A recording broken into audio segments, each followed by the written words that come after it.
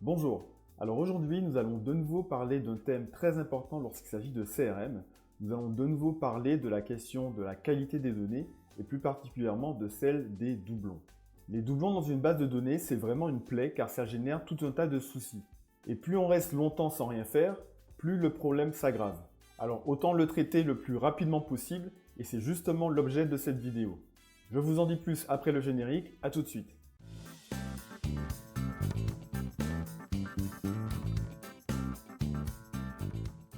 Alors me revoici. Avant de commencer sur ce sujet donc des doublons, petite séquence publicité.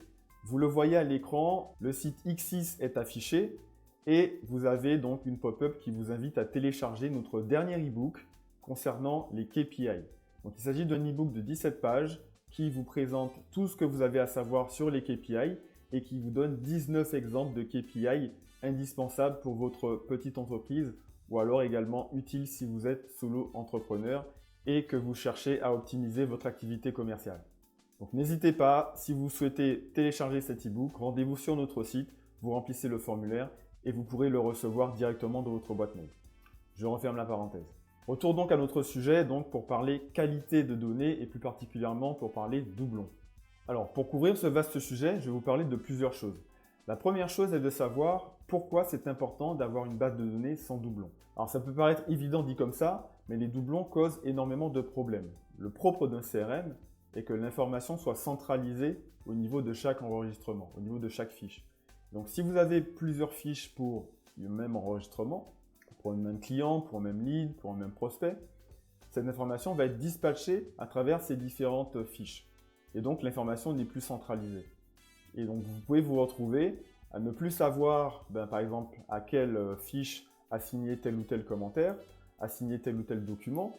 Vous pouvez vous retrouver également, si vous avez des doublons sur des leads, par exemple avec la même adresse email, à envoyer la même information plusieurs fois à la même personne. Donc tout ça, ce sont des problèmes qu'il faut absolument éviter dans votre base de données.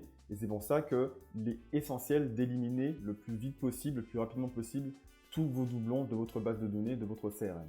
La deuxième question dont je voulais vous parler est de savoir comment et pourquoi vos données peuvent en arriver à être dupliquées. Alors, en fonction de comment votre CRM est configuré, vous pouvez avoir plusieurs scénarios. Le premier scénario, ça va être lorsque vous rentrez des données manuellement et que lorsque vous les rentrez, vous ne vérifiez pas au préalable si l'enregistrement que vous rentrez n'existe pas déjà dans votre base de données. Systématiquement, avant de créer un enregistrement, vérifiez s'il n'existe pas déjà dans votre base de données. Deuxième scénario, il peut se produire des doublons lorsque vous importez des données.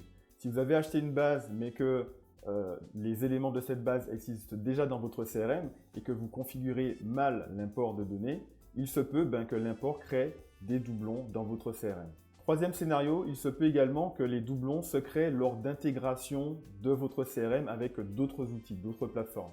Si par exemple vous intégrez votre CRM avec votre site web, généralement, il n'y a pas de vérification très poussée lorsque les personnes qui remplissent un formulaire, par exemple sur votre site web, sont poussées vers votre CRM. Et donc, lorsqu'ils sont créés dans le CRM, ça peut également causer des doublons. Et donc tout ça, ce sont des scénarios qu'il faut absolument éviter ou que vous pouvez éviter en configurant correctement votre CRM et en faisant attention lorsque vous créez des enregistrements ou alors lorsque vous faites des imports de données. Je vais vous montrer tout ça tout à la fin de la vidéo. Alors maintenant que le contexte a été posé, nous allons parler plus en détail de la déduplication de données. Alors qu'est-ce que la déduplication de données? C'est simplement un processus que vous allez mettre en place dans votre CRM, des actions que vous allez mener dans votre CRM qui vont consister à n'avoir qu'une seule version de chaque enregistrement pour éviter tous ces soucis. Alors la déduplication peut se faire soit en fusionnant les données doublonnées ou alors en supprimant simplement l'un des deux doublons lorsque vous les repérez. Alors, comment se passe la déduplication concrètement dans ZooCRM? Dans ZooCRM, vous aurez deux cas. Vous aurez des cas simples et des cas un peu plus complexes. Les cas simples se produisent lorsque vous avez à disposition des données qui permettent d'identifier de façon unique vos enregistrements. Ça peut être par exemple une adresse email lorsque vous parlez de personnes, ou alors s'il s'agit d'entreprise, ça peut être par exemple le numéro de SIRET. Ça peut également être, dans certains cas, plusieurs données qui, mises ensemble, vont permettre justement de constituer cet identifiant unique. Ça peut être par exemple le nom d'une entreprise et sa ville ou son code postal. Donc ces deux informations-là, mises bout à bout, vont permettre de constituer un identifiant unique qui va permettre d'identifier les enregistrements. Et puis, il y a les autres cas, les cas où on n'a pas d'informations qui permettent d'identifier de façon unique nos enregistrements. Et là, c'est plus complexe et généralement, la déduplication va devoir se faire manuellement et on va devoir manuellement rechercher dans sa base les doublons et les éliminer. Alors maintenant qu'on a dit ça, comment ça se passe concrètement dans ZooCRM? Alors je vais basculer maintenant sur l'autre écran, l'autre onglet. Je vais donc dans ZooCRM. Et donc concernant la déduplication, on va voir deux façons de faire. Une première façon de faire qui va être une déduplication individuelle. Et donc pour ça, je vais par exemple sur un lead. Et donc si auparavant j'ai repéré un doublon sur ce lead-là, je vais donc ouvrir la fiche de ce lead. Je clique sur les trois petits points ici. Et là, je vais choisir l'option rechercher et fusionner les doublons. Voilà. Donc vous voyez qu'ici, l'écran m'affiche tout un tas de critères qui vont reprendre les différentes informations, on va dire principales de ce lead-là. Donc on a le prénom, le nom, la société, l'email, le portable et le numéro de téléphone. Donc par défaut, ce sont tous ces paramètres-là qui vont être recherchés et qui vont permettre d'identifier un doublon. Là, si je tape recherche, vous voyez, Zoho va me trouver 4 leads qui ont des informations semblables à ce lead-là. Alors, il retrouve effectivement un premier lead, donc c'est le lead principal qu'on a choisi. On a un deuxième lead ici pour lequel on remarque que l'adresse email est exactement la même, donc vraisemblablement ça va être notre doublon. Mais on a également deux autres leads qui sont ressortis parce qu'ils ont le même nom, Jones, on voit ici. Alors, on peut modifier la recherche, donc notamment en changeant la prise en compte des critères ici.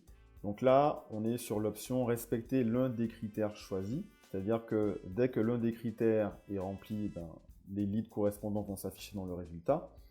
Après, on peut aussi choisir l'option respecter tous les critères. Et là, ça va être une recherche stricte. Et effectivement, ici, on ne retrouve que notre lead principal. On n'a aucun autre doublon identifié. Ce qu'on peut faire ici, c'est également supprimer des critères ici, et notamment sur les leads et sur les contacts, donc de façon générale sur les personnes. Ce qu'on va privilégier, notre identifiant unique, ça va être l'adresse email.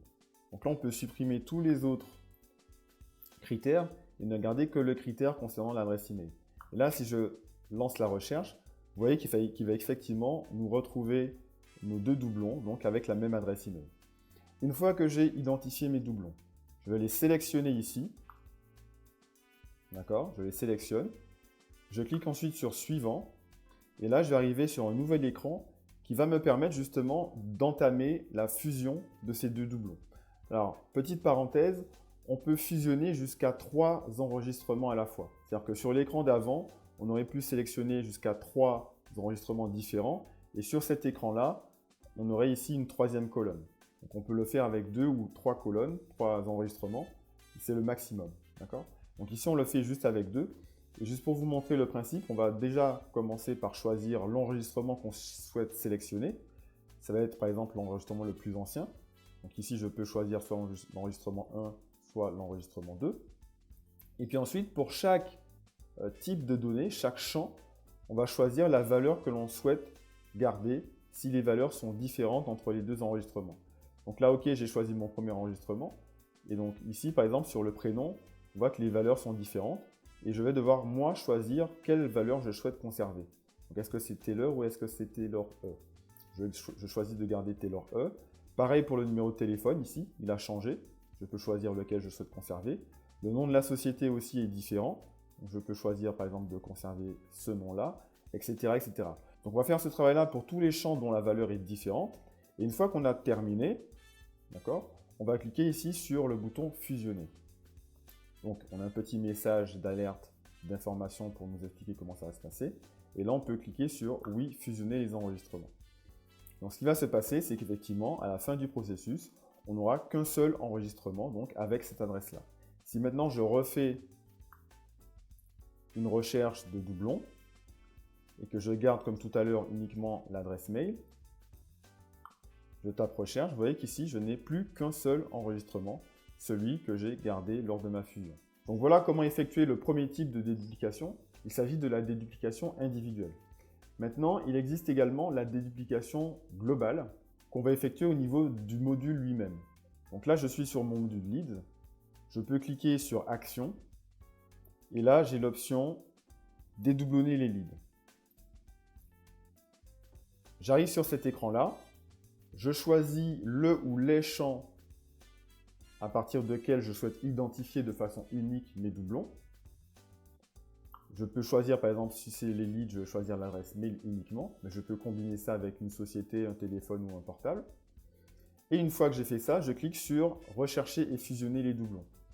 Alors, ce que ça va faire, c'est expliqué un peu ici, c'est que si, lors de ce processus-là, ZooCRM trouve des enregistrements qui ont exactement les mêmes valeurs pour tous les champs, alors il va les fusionner automatiquement.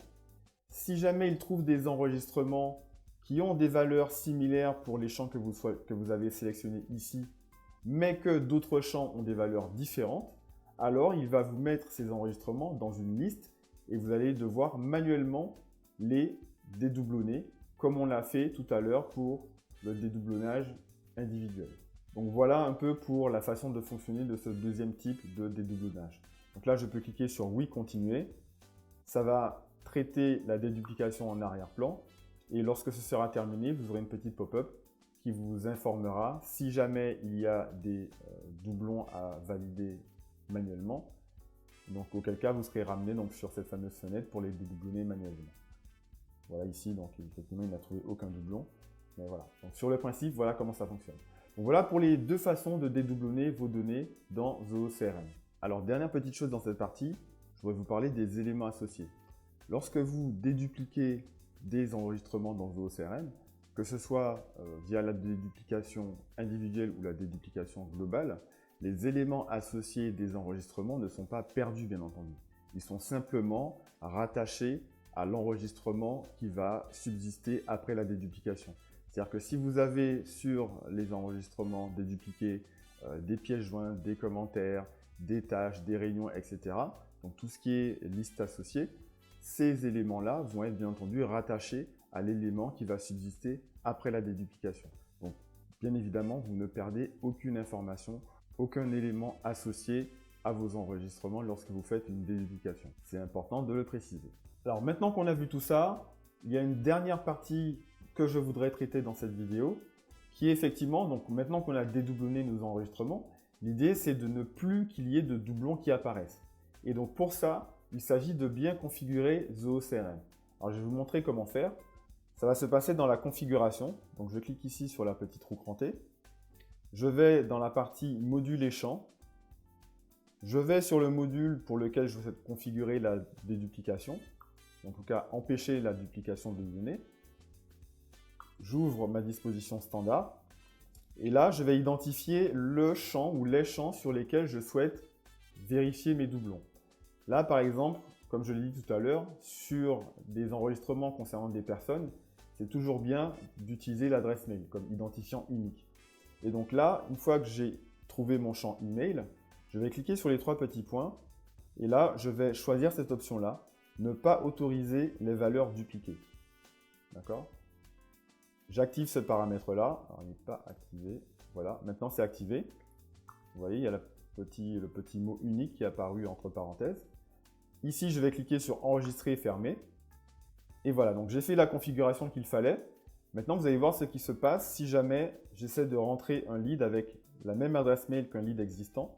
Donc par exemple, ici, ce lead-là, je vais copier l'adresse ici. Et je vais créer un nouveau lead avec la même adresse email. Vous allez voir ce qui se passe. Donc, je vais noter. Voilà. Je rentre l'adresse email. Je m'assure que les autres champs obligatoires sont bien remplis. On rentre n'importe quoi, c'est juste pour la démonstration. Et là, si je clique sur enregistrer, vous voyez que j'ai un message d'erreur qui s'affiche. Les valeurs dupliquées ne sont pas autorisées.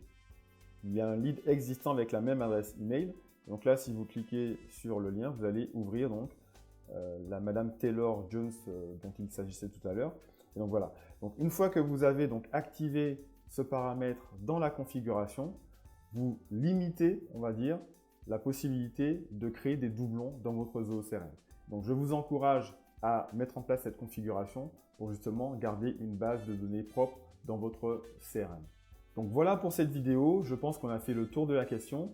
Si jamais vous avez des questions, n'hésitez pas à me les poser en commentaire et j'essaierai d'y répondre. Maintenant, je vous laisse revoir tout ça tranquillement et mettre en place la petite configuration que je vous ai montrée à la fin. Vous allez voir que c'est très utile. Et donc je vous dis à bientôt pour une prochaine vidéo.